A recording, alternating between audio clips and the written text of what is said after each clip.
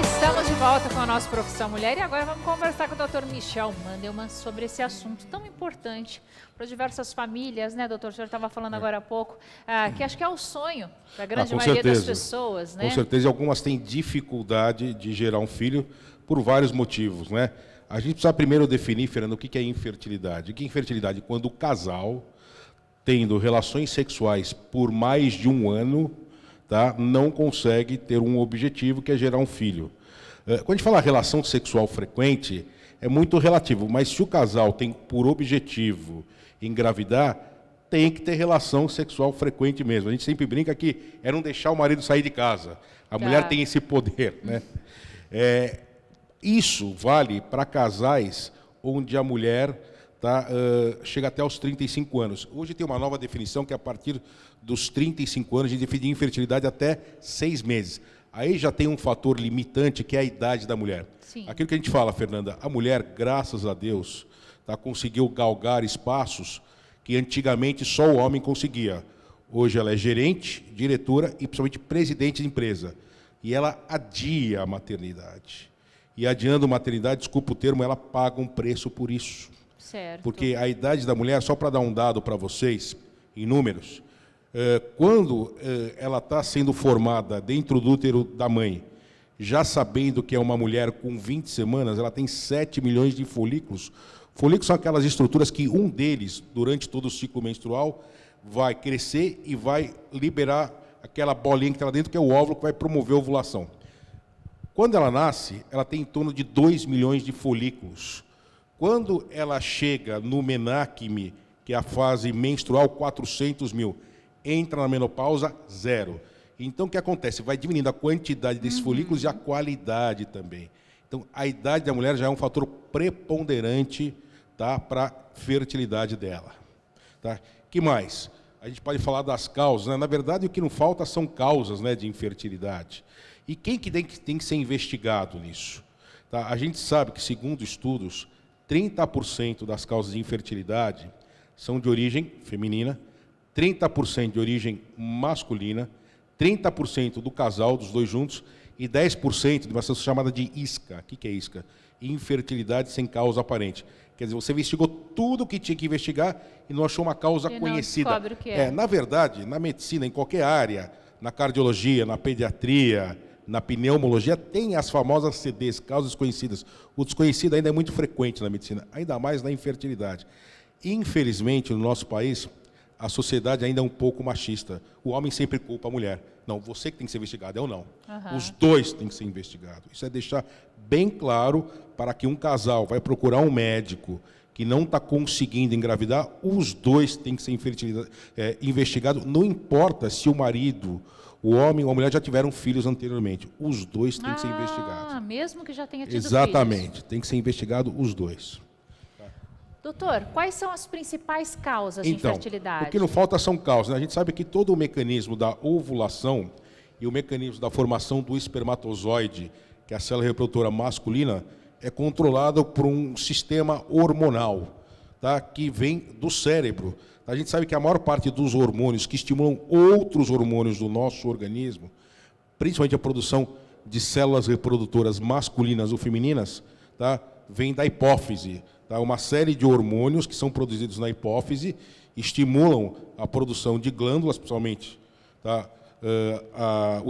Estimula a produção de células reprodutoras no testículo, que é a parte do homem, células reprodutoras no ovário, tá? Que é o óvulo, que é na mulher. Se tiver alguma alteração em relação à quantidade de hormônios ou a falta de hormônio na hipófise, no ovário, isso já gera uma situação de infertilidade. Que mais? A gente já falou em outro programa a respeito da endometriose. A endometriose, hoje em dia, é uma das principais causas de infertilidade feminina. Tá? Quando a mulher chega ao médico relatando que está com dificuldade de engravidar, o médico tem que perguntar para ela se ela já teve antecedentes de endometriose, que a endometriose ela gera uma alteração na função do ovário, gera dificuldade de formar os hormônios que vai fazer com que ela ovule. Pode ser que tenha algum foco de endometriose na tuba uterina, tá? Que antigamente era trompa, que impede. O que acontece na tuba? Na tuba, a gente sabe que tem um encontro do espermatozoide, que é a célula reprodutora masculina, com o óvulo, que é a célula reprodutora feminina, se tiver algum obstáculo, um foco de endometriose, vai impedir esse encontro. É uma causa de infertilidade. Por isso que um dos exames que se faz é aquela famosa histerosalpingografia, histeroútero, salpingotrompografia contraste, que quer a gente queira, quer não queira, as mulheres relatam um pouco de dor. Então a mulher já tem com essa ideia, vai sentir um pouco de dor, mas é um exame fundamental para investigar se não tem nenhuma alteração no formato do útero, no formato das tubas, né? Então qualquer alteração anatômica também pode gerar infertilidade. Tá? No homem tem que investigar, o próprio ginecologista, ele pode pedir um espermograma, que é um exame básico, tá? Para saber se tem uma alteração no formato dos espermatozoides, na quantidade dele, se não tem infecção, e tiver qualquer alteração que seja um pouco mais complexa, ele encaminha para quem? Para o andrologista, que é o médico urologista que faz a parte de reprodução humana masculina. Doutor, existem doenças que podem cometer assim, homens e mulheres, quando mais jovens, e no futuro causar infertilidade? Pode. Uma delas é a cachumba. A cachumba, hoje em dia, já tem estudo que fala no homem que pode ser causa de infertilidade. Varicocele. A varicocele, conversando com os urologistas, com os colegas, por si só não causa nada, mas ela pode ser uma das causas de infertilidade. Então, ele tem que corrigir isso. Na mulher, a gente falou sobre a endometriose. Tem uma situação na mulher chamada síndrome dos ovários policísticos, também chamado síndrome da anovulação crônica. Ansem, ovulação, mecanismo de ovulação, que é aqueles vários folículos onde um vai crescer, vai romper, vai liberar o óvulo. Tá? Por ela produzir muito hormônio masculino. Isso pode ser determinado geneticamente, então ela tem que corrigir essa alteração para depois pensar em engravidar, porque algumas mulheres, às vezes, quando ela tem essa síndrome, Fernanda, elas são muito obesas, e a obesidade, se ela tentar engravidar, pode ser que ela até consiga engravidar, porque a síndrome dos ovários policísticos pode gerar dificuldade, pode gerar uma gravidez de alto risco. Quer dizer, tem várias causas aí, entendeu?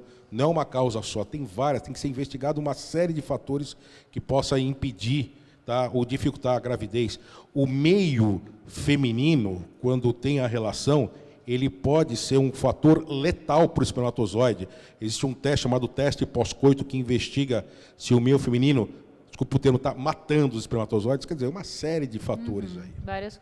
Interessante o senhor falar da cachumba, porque eu já ouvi várias vezes as pessoas falando sobre esse assunto e falar, imagina, isso é crendice de vó. Pode causar.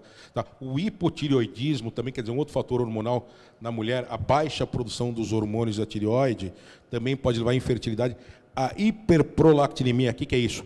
Hiper muito, prolactina aumenta a prolactina. Quando é que a mulher produz prolactina, que é hormônio produlente de condições normais? Quando está amamentando. Tá? Existem outras condições. Tá? E se tiver a prolactina muito alta, você tem que investigar por que ela está alta, por vários motivos. Às vezes, pode ter um tumor na hipófise, porque a gente sabe que a prolactina é produzida aqui. Tá? Como eu falei, alguns hormônios são produzidos na hipófise, pode ser um tumor na grande maioria benigno, você tem que tratar esse tumor para que volte a prolactina em níveis normais, para ela tente conseguir engravidar. Quer dizer, o que não falta é causa, né? Você tem que, olha, é uma série de coisas, e como eu falei, ainda tem as causas desconhecidas que você nunca vai saber o que é. E existem tratamentos para a infertilidade, doutor? Na verdade, se você percebe que a mulher ela tem menstruações irregulares, você orienta a fazer o famoso coito programado. Quer dizer, se você sabe que ela está ovulando, ela vai ter relação naquele período de ovulação, em alguns casos, você tem que entrar com técnicas de reprodução assistida, desde uma inseminação artificial. Nesse caso, uma das tubas uterinas, pode ser as duas, né? Mas uma das tubas tem que estar permeável, isso pode ser feito em consultório, que é a gente chama de técnica de baixa complexidade, e tem a FIV, a fertilização in vitro. Só para dar dados para vocês, a mulher que nasceu por fertilização in vitro, ela teve aqui no Brasil, tá? Faz alguns anos, tá? E tem uma técnica mais complexa ainda, que é a ICSI, inseminação intracitoplasmática de espermatozoide, que você realiza o encontro do espermatozoide, tá, com a célula reprodutora masculina com o óvulo, que é a célula reprodutora feminina, tá, numa lâmina, embaixo do microscópio, chamado microscópio de micromanipulação, obviamente não precisa saber esse nome, que é feito em clínica de reprodução assistida. Aqui no Brasil, Fernando, nós somos um país chamado Brasil, que infelizmente, tá, essas técnicas, pensando-se em meio particular, são muito caras. Muito o que caro, acontece? Né, é caríssimo. E não só isso, é caro as técnicas e caras as drogas. E também tem as tentativas. Isso é importante a gente relatar, que existe a famosa relação médico-paciente. Tá, na primeira consulta, o médico tem por obrigação perguntar, e se não der certo? Que ela pode ter a primeira tentativa, pode ter a segunda, a terceira, aí você pode até mudar de técnica, e se não der certo, o que vocês vão fazer? Tem que estar preparado, desculpe, para o fracasso. Na grande maioria das vezes ainda, você não consegue ter um sucesso. Então, olha o casal tem que estar preparado para isso. A gente pode emocionalmente, né? Se for numa clínica particular, principalmente economicamente, emocionalmente, psicologicamente. Hoje em dia, nas clínicas, tem a psicologia da infertilidade. Tem especialistas que tratam, conversam com o casal para saber se eles estão preparados para o fracasso, que às vezes não tem sucesso nessas técnicas. Que eles vão com aquela ideia que vai dar tudo certo. A medicina não é uma ciência exata, principalmente nessa área, onde 2 mais 2 são 4, pode ter fracasso. Pode ter fracasso e também acontece muito de gravidez múltipla, tripla, Sim, né? Sim, exatamente. Então, só para falar, nessas técnicas, na FIV, tá, e na ICSI, você transfere o embrião para dentro do útero.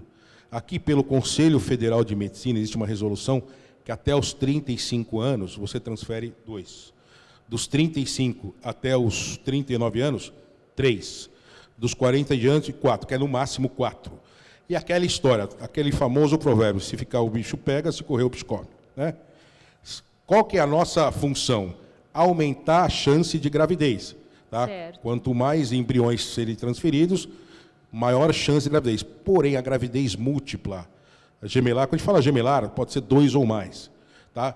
É uma gravidez de alto risco. Maior chance para aborto, maior chance para trabalho de parto prematuro, maior chance de hipertensão. Quer dizer, você fica nesse dilema, né? Se o risco é maior que o benefício ou se o benefício é maior que o risco. Tá? Não adianta, é tudo uma tentativa. É o que o doutor falou, acho que o mais importante nesse caso mesmo é a relação médico-paciente, sem sombra de dúvidas. Né? E aquela história, e se não der certo, o que fazer? Eu acho, Fernanda, é o seguinte, quem cria os filhos, quem ama os filhos, não são aqueles somente que fazem naturalmente. Com certeza. São aqueles que criam, têm amor. Por que não adotar se tiver condições? Olha, com certeza. A gente orienta isso no começo, para eles estarem preparados para isso. Hoje em dia, os juízes não veem só a parte financeira. Obviamente, que eles têm que ter uma situação estável, mas vem a parte religiosa, a parte moral, a parte educacional, para ver se a criança está preparada para entrar nesse novo lar. E olha, gente, eu posso falar desse assunto com muita propriedade, porque eu tenho muitas irmãos, né? Minha família é grande e eu tenho irmãos adotivos também. Que bom. Minha mãe e eles são amados do mesmo jeito, né? Com certeza. E eu sou mais apegada nas minhas irmãs adotivas do que as de sangue. Não assim que goste mais ou menos, mas acabei tendo uma ligação maior. E é uma com família elas. feliz, não é mesmo? Demais. Então, isso é o mais importante. Doutor, quero te agradecer mais uma vez, viu? Nossa, é uma alegria tê-lo aqui com a gente. Com o maior prazer, tá? E como você falou, você tem uma grande audiência. Eu queria agradecer as palavras do Dr. Francisco Tribulato, tá? Grande cirurgião plástico, tá? Muito obrigado, de coração. É tudo de coração mesmo. O pessoal da produção recebe elogios, essa forma fácil de entender as coisas. Ele é um querido. Parabéns. Algumas vezes você tem que usar termos científicos, mas de uma forma geral, popular, para que a grande população entenda o que a gente está falando. Eu sou muito privilegiada por poder levar esses profissionais maravilhosos aí para dentro da casa de vocês. Ó, nós vamos para um rápido intervalo, mas não sai daí que é rapidinho. Bate lá, volta cá. Obrigada, doutor.